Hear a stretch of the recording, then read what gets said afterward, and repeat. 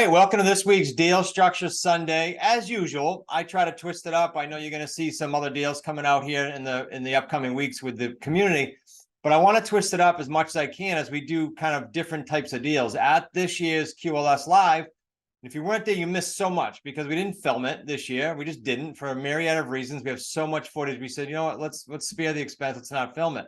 But at that event, I showed this office building and the deal and how we cut it and why we cut it. And I did not, as I said, even do a video clip of that at all. No one did anything of that. So you missed it. You also missed this little building that Nick and I did back when he was a junior in high school. And he reminded me the other day when we paid the note off, we got the paid note in the mail because it was a conventional note in the first mortgage back then. I did it in 2005. I didn't know how to do all this stuff. He reminded me, he said, "Hey, Dad, I have my learner's permit." And I drove us to that closing. And that was the first building we ever bought together. So I'm going to show you that deal. You're going to have to deal with my graphics here in a minute, but I am going to show you how that deal went down. And I'm going to share my screen here and show you that because it's totally different. I'll put myself in your shoes. If you're a conventional investor and you've got a conventional property out there, I don't care if it's a single family or in this case, a two unit little commercial building stuck in the middle of residential, it doesn't matter. As we get into the creative real estate, we get into the terms world. Nick and I said, well, why aren't we doing that with our own building? Even though we bought it conventionally and we flipped that thing to an amazing ending. So let me share my screen with you and show you what we did with that. Hopefully you're seeing my screen here, and I'm going to walk you through the timeline. I know it's not a pretty picture here. In February of 2005, I'm pretty sure I'm going to be closer right on with these dates. In February of 2005, Nick and I bought this property. We bought it I think we bought it for like 160 grand. I didn't find the original HUD. I have the sale HUD here to show you how this whole thing went down. It was total terms. 160 was conventional loan. We bought, I had to go on it. Nick was in high school. We also raised 40 grand from a private investor. Now, I wrote how there because I wanted to remind myself to talk to you about some kind of behind the scenes things that I do with the high six. I show them, even though we don't raise money, we don't syndicate, we don't do any of that. I do show them how to attach a family member or a friend. In my case, my attorney and my CPA will say to me, "Hey, can I do this deal with you?" I show them how to attach an investor, if you will. I call it a profit sharing loan, to a deal that allows the investor to get a really cool return. And you to really, all you're really doing is you're really taking your payday 3 up front, so to speak. And then you're paying it back through your spread every month through your payday 2. Now, if that's confusing at all to you, schedule a strategy call with me. I'll walk you through this. I'm not going to do this on this particular YouTube video, but we borrowed 40 grand from an investor and we took out a loan for the difference. So let's say it's 120. All right. All right. It was literally a tiny little building in the middle of a residential neighborhood, 2 units. On the left was a barber at the time. He passed away a couple of years later. On the right, I never could keep it filled. It was a fabric place. It was a lady that made wedding cakes. I mean, these units were tiny, guys. I'm talking like 500-600 square feet each. This whole building was like 1,200 feet, maybe tops on a slab. I take that back. It had a basement on one side as you look at the screen on the right.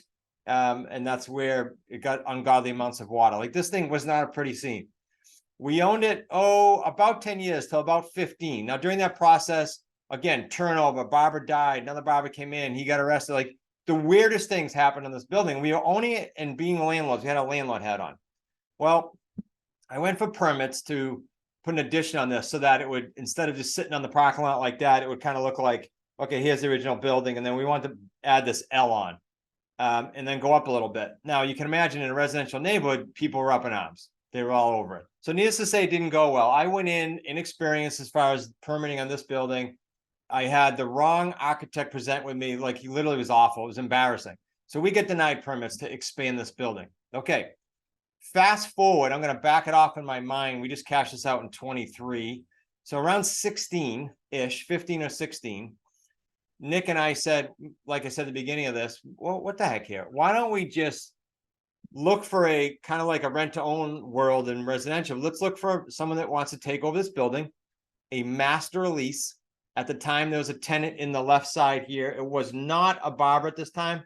I honestly forget what tenant was in this. This thing's been going so long. But long story short, we found a gentleman who owns a window company. It's called Window Source. It's rather large in Rhode Island now, and I don't think it was then. He and his wife came forward. We advertised basically a lease, a master lease to take over the right side. They could occupy it, and the left side they could take over the tenant. Tenant was paying, I don't know, $600-700. So it made sense. The guy could come in, master lease the whole building, collect the rent next door. Okay, he did that. I'm going to show you the agreement in a minute. Then when the tenant eventually left, he went and got all kinds of permits. I had to sign off a few things because keep in mind, guys, the deed didn't change hands. Nick and I own this property in one of our LLCs, and this guy went in, took permits out, built a monster building, So I showed you this little L. He built a L with 2 stories on it, brand new building. This thing got torn down. It was probably worth in excess of $500,000 all day long, maybe more. I drove by it one day and was blown away. I knew he was working on it, but I was blown away. Because think about this. He had a 7-year master lease purchase with us, like you would like a small rent-own, right? A short rent-own.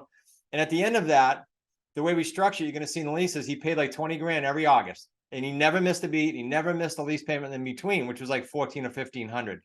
Our bank note, underlying bank note, was maybe 1,050 or something like that, plus taxes. And I built the taxes into his. So he would pay us every month. My bookkeeper would pay our underlying debt, and we just kept this deal going. Well, every August we got a deposit for 20 grand. With that 20 grand each time, we gave a proportion to the investor and a proportion pay down on the bank loan, the conventional bank loan. So we calculated it for 7 years, where it would be close to a break even when we cash this thing out in 7 years. Now, did we break even when we cashed out in 7 years? No. I'm going to show you how there was actually a little balance left at the bank, 2 or 3 grand, and I had to come to the closing table with about 10 grand. But the point is, this was a mess, this building. We put on autopilot for 7 years, cash flowed the daylights out of it, paid all the debt down, and then cashed it out in 23. Let me show you first the lease that we did, and then I'm going to show you the settlement statement. All right, so you should be seeing on your screen now the actual lease, and then behind it, I have the settlement statement. So I'm going to show you the lease first. And it might not be super, super easy for you guys to read this right now, and that's okay. I get that. What I want to do is I do want to point out some of the key things in it. And if not, you'll hear me say it verbally. First of all, you'll notice that the date, as I said, is 7 years. See this right here? I'm highlighting it. 7 years. So there's the date. I said 15 or 16. It was August of 16. Okay. We said after permits are obtained, we gave him some benchmarks. After permits are gotten, his lease goes to $1,608 a month instead of $1,400. Okay. Let's see. Any tax increase, by the way, over the years that we raised his rent. Okay. And then every single month we gave him a credit of $447 if he was on time. The guy never, ever missed. We also said that the property taxes were already set up as a base of $245 per month. See that? So that if and when the taxes got increased, and of course they did over 7 years, his lease would go up proportionally. Okay.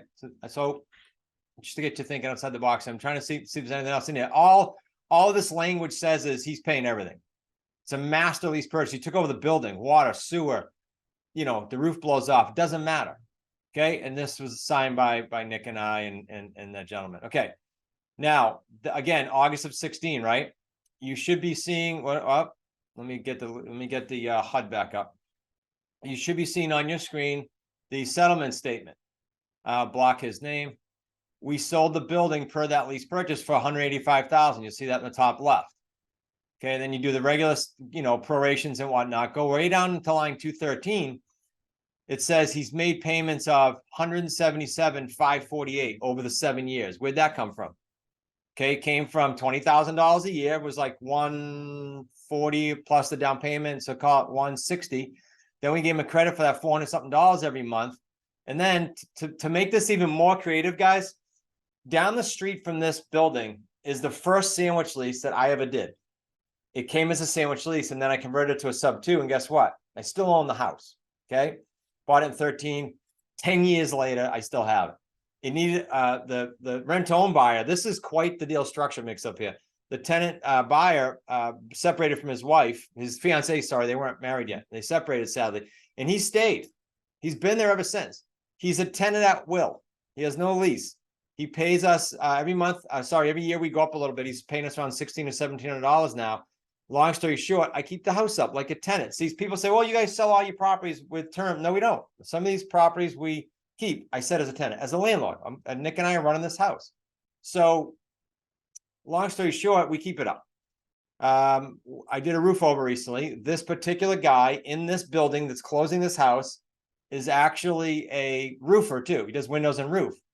So you're going to see right here, see this line 517? Credit for window work, $7,600, $7,656. About 9 months ago, he did, it wasn't roof, it was windows. He did all my windows over for me. I said, hey, you're going to owe me some money at closing. Your last payment's like $70-something $100. Instead, just do the roof, do the windows for me. So I bought 9 months of time, and I didn't have to come up with any money for that. And he's like, yeah, sure, I'm right down the street. So see, we really thought outside the box here. He had to come to the table with $2,800. I had to come to the table with 10 grand, the way we did this. But again, I got the windows were $7,600, right? So I hope that gets you thinking a little bit. I'm going to stop share here. I hope that gets you thinking a little bit outside the box. When we say creative real estate, there's nothing that fits inside a box. It's what brings me back to the table all the time, is these deals are always different. And this is why I encourage you to apply for the associate program with the limited slots we have, because you can go do deals. You'll be successful. Creative real estate's been done since the 1600s. Okay, I didn't create anything new. What we did create, however, is a wicked smart community that wraps their arms around you. And when you submit deals, we find money with you, so you don't leave money on the table. When I get done this video today, as an example, I have a note on my desk. I have to look in my Slack channel, which is where we all communicate, and I have to look at a purchase and sales and a deal structure from three different people, that while I was working out this morning, I checked text message and they said, hey, could you check this out? Make sure I did the right deal structure. That's big, guys. So don't leave money on the table. You could leave as much money on the table as it would be your salary for your W-2 for a year. And I don't want to go on a rant with that anymore, but I hope that gets you thinking.